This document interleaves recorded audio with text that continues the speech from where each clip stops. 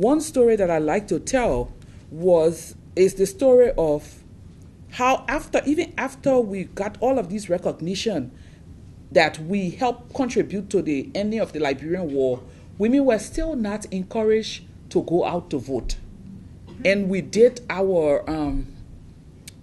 kind of assessment and realized that specifically in the market districts, the grassroots, the very women who made the majority of our protests were the ones who were saying, okay, we've brought the peace, it's okay now. We don't want to register to vote, we don't want to get involved because government and governance has never really benefited us. It will come to enrich a few and we will be left out. So we had to start a whole new campaign of encouraging those women to come out to vote. And the results we see, because at the end of that massive campaign that was done by different groups of women, we had 50+1 women registered to vote more than men, and we got President Sirleaf elected. So that was one learning. But then after all of the successes, I saw myself, not just as a Liberian, but there was so much happening in our region. Yeah. And it was like, I too want to continue in this field, but I don't want my thinking to be narrow. I don't want to get too Liberianized, and I need to step out of this space. And so we decided, two of my colleagues and I, that we'll start a regional women's organization, not just on peace building, but also on security processes. Because we also realized that as we engaged with peace building for 10 years, that the whole process of peace building leaves out a critical group of people who are very much important to the sustainable peace that we're all looking for.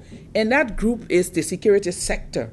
And that also the policies and the practices of this sector determines the way women are looked at in communities, the way they are treated, and all of these different things. So we said we'll start an organization that will continue to do peace building, but that will also focus on security sector. And since the whole region of the world, or everyone after conflict say SSR, the security sector reform, is such a big thing, the sexiest thing now in the work that we do, let's engage this thing and see how sexy it is.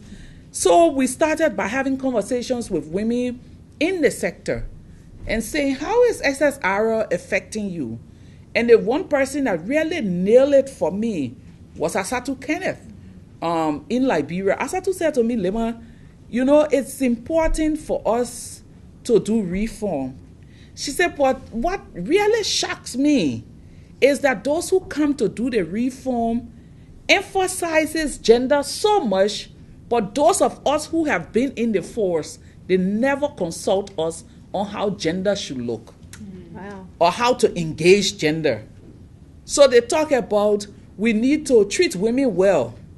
So I thought if you're thinking about treating women well, you want to come to the women in the sector and say to them, how have you been treated?